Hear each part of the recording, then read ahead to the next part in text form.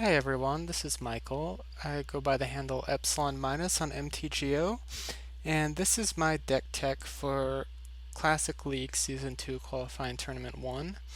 It's called White Trash. It's based on a vintage list from the Catalan League in Spain, and a player named Eduardo Medrano. The tournaments over there are sanctioned, and this is kind of a budget alternative that tries to attack some of the main archetypes in the vintage metagame, such as Oath of Druids, blue control decks that rely on Tinker and Time Vault, Storm Combo, Workshop decks, and Dredge decks. And one of its weaknesses is creature decks. And I knew that going in. I kind of made a calculated decision. I kind of switched up with a couple of decks. I played a workshop deck with Batterskull in it that Rob Edwards played, thinking that it might possibly be good for the creature-based metagame that I was expecting from the Invitational and the daily event that I played in. But it just didn't gel with it, and I decided, you know, to throw caution to the wind and just play something that I was comfortable playing. So the basic gist of the deck, if you're the type of person who doesn't like to listen to card by card analysis, is it's a mostly mono white. It does have 4 mental missteps, but I'm never using blue mana to cast those. Aggro deck that has a very heavy mana denial package with the 8 strip effects and 3 Talia Garden of Thravens, as well as Stony Silence for any type of mana producing artifacts. That also attacks its opponent on several fronts, several common strategies that are used in Vintage. You have Artifact Hate and Kataki War's Wage and Leonin Relic Order. You have the ability to disrupt their tutoring with Leonin Arbiter and Aven Mind Sensor. And Revoker is also kind of part of the mana denial package, as well as dealing with problematic creatures. And also deals with graveyard recursion strategies with Grafdigger's Cage, Jotun Grunt, as well as Rest in Peace in the sideboard. And also has some cards to deal with Oath of Druid, such as True Believer to give you Shroud, has the 2 Caracases to bounce any legendary creatures they might oath up, has the Leonin Relic Orders, and it also has a package to stop their counter magic with the 2 Grand Abolishers and the 3 Cavern of Souls. Anyway, the mana base is 11 white producing lands. We've got 9 basic plains and 2 Caracas, which I added to the original list. It's the only modification I made to the main deck because I was expecting a lot of Oath of Druids decks, since that's what won the last Invitational. And this is pretty good for bouncing opposing Emrakul or Gristlebrand. And it can also be used to save a Talia or a Kataki from a removal spell.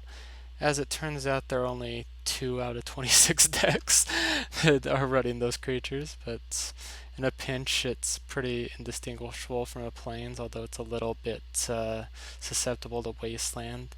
The new Legend rule also makes it a little bit better because you can tap 1 for mana and then play the other. Next up, we got 3 Cavern of Souls to get around any counter magic.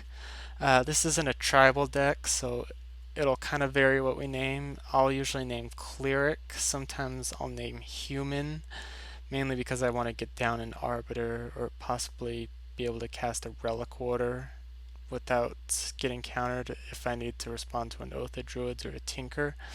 And it also will put Grand Abolisher through, which will make everything uncounterable. And other times I'll choose Human if I need to get a Talia down. Also, we'll put Student of Warfare down, and can also do Grand Abolisher. And Human and Cleric also both work for True Believer and either Sworn Canonist out of the board. And then in a pinch, I could do Soldier for Grunts and still do a Talia, or do Spirit for Kataki, but that's much rare. And then we have our land destruction package, 4 wastelands, a strip mine, and 3 ghost quarters, which combo well with Arbiter, which taxes them for searching their library, or even Mind Sensor, which only allows them to search the first 4 cards of their library. So often your ghost quarter will turn into an extra strip mine, which is a card that's restricted for a reason. As far as our spells and our 1-drop slot, we've got Grafdigger's Cage, mainstay in any type of disruptive aggro deck, especially one that doesn't run counter magic, shuts down Tinker, Oath of Druids, Yawgmoth's Will, Snapcaster, flashback spells out of the graveyard, Dredge, just really does about anything you could want it to do for 1 mana. Then we have 4 mental missteps. They're especially potent in Classic because Brainstorm is unrestricted, Mystical Tutor is unrestricted, and there aren't any Moxen, so the first turn 1-drop is a lot more important in Classic than it is in Vintage, where it mainly tends to cluster around 2 casting cost spells because you can play a Mox on a land and play something on the first turn. This deck runs Path to Exile as its removal. Obviously, it's really good if you have an Arbiter or a Mind Sensor out, and it's also good against Shops or Dredge since they don't usually run a lot of basics. It's probably a little weaker than Swords in the abstract, but I liked it enough, especially the synergy with Arbiter and Mind Sensor, to keep it in the main deck. And then our 1-drop creature, Student of Warfare, which looks like kind of a vanilla creature, but is actually very good against workshops since they don't have a way to get rid of it very easily, and you can pump it up pretty easily to take care of a lodestone golem. And it does give you a little oomph against some of the other creature decks since he is a pretty efficient beater, which is not the case for a lot of these creatures. They're usually in there for their utility. It's still not a favorable matchup, but this guy can at least give us somewhat of a chance against those decks. Next up for our 2 slots, we've got Phyrexian Revoker, just a great all-purpose creature. I feel like he goes in almost any type of disruptive aggro deck. He can turn off a planeswalker, mana artifact, some type of troublesome creature with an activated ability like Mother of Runes. Just a really nice card to have in the deck. And then we have 3 Stony Silences, which don't get played in Classic very often, and I'm not sure why. It's true that Black Lotus and the Moxen aren't in the format, but there are plenty of people that play Soul Ring, Mana Crypt, Lotus Petal, Mox Opal. This basically shuts down the entire affinity deck, stops Metalworker, stops equipment. Just a really nice card to have in a deck. Stops Key Vault.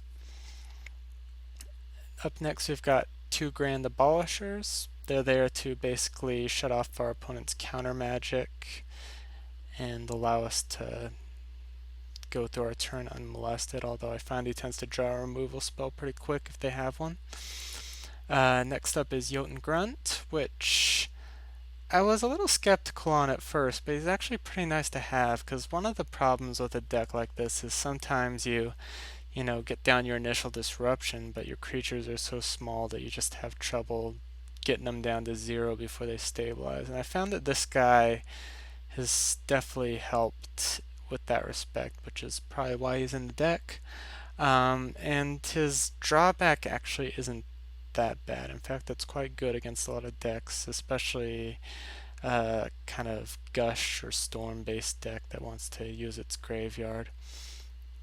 Up next we have Kataki. This is for workshops, any type of heavy artifact matchup.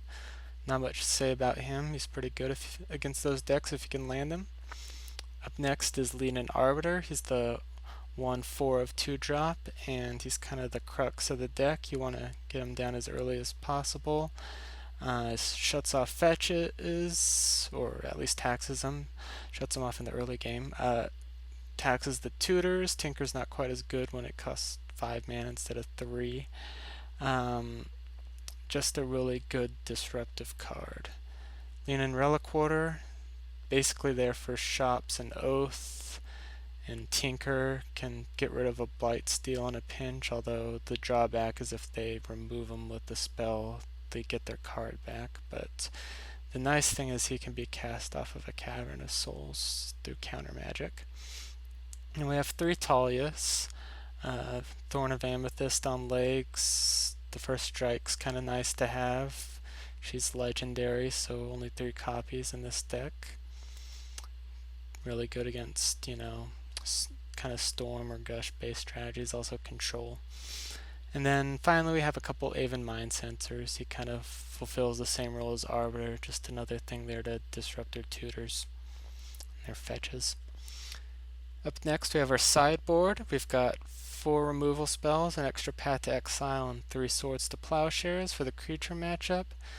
This was originally a 3rd True Believer, and I switched it out at the last minute because I was expecting more creature decks, and I'm very glad that I did, since, as I've said before, there's 1 Oath deck in the entire field. So I think the Swords will be a little bit more relevant. And then I've got 3 Rest in Pieces. These were surgical extractions in the original deck, and I'm not quite sure why. I know Rest in Peace is a little bit of a non-bow with Jotun Grunt, but this is honestly one of the best white cards ever printed. Just crushes dredge. Really good against any type of graveyard recursion strategy. Turns off Skull Clamp even, which is pretty relevant in Classic. Just a really nice all-around card to have. And to give you a sneak preview of my first round, I lost and Moto crashed in the middle of my sideboard, and this would have been a very nice card to bring in against my round 1 opponent. Up next, we've got 2 Serenities. These will come in for the Shops matchup, obviously. Really good if you can land it against them. True Believer is in for the Oath of Druids matchup, which, as I've said, not very many of, but nice to have if you do get them on the board against them. And then the other thing I added to the deck was 2 Aethersworn Canonists. I was expecting a lot of Young Pyromancer based decks, and Young Pyromancer is a creature where if you cast an instant or a sorcery, you get a 1/1 token. So it's kind of like a storm deck that builds up incrementally, and being able to land this guy and kind of slow down their engine is pretty nice. Unfortunately, there are only 2 of those decks in the entire field. I got paired up against them in round 1, but as I said, I never got to sideboard, so I don't know how well that... It sounds good theoretically. I didn't get to see how it turned out in practice, unfortunately. And then finally, we've got our kind of Chalice at 2 defense. We'd also bring this in if we played Oath. Abolish, which I'm not a huge fan of, but I understand why it's there. It's basically a disenchant that costs 1 more and lets you discard a plains. And Devout Witness, which is a little expensive, but if you can get it down, especially against something like Oath and protect it, it's just really good. It'd also be good against something like Land Still to keep their standstills off the board. Just kind of a nice all-purpose card, which I think is a bit underrated. Anyway, that's my deck. As far as my chances this tournament, I'm not entirely sure. This is really my first big competitive tournament. I'm kind of a novice player, so I don't have huge expectations. And I think, looking at what everybody else is playing, I should add that the lists are public in Classic League, so keep everyone on the up and up. There's a lot of creature decks, especially noble fish style decks, which tend to give a list like this big problems. And there's just a lot of kind of random decks. People were flexing their creative muscle. There's like a Survival of the Fittest deck, a deck with 4 Peacekeepers and a bunch of Planeswalkers, a Zur the Enchanter based aggro control deck, and this is the type of deck that really thrives on attacking an established metagame.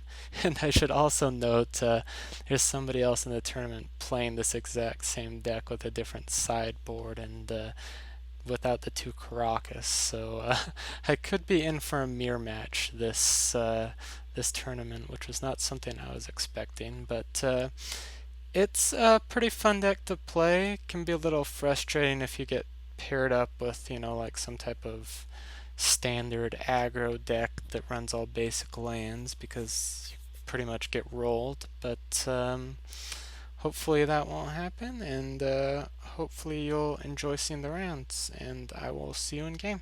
Thanks for listening.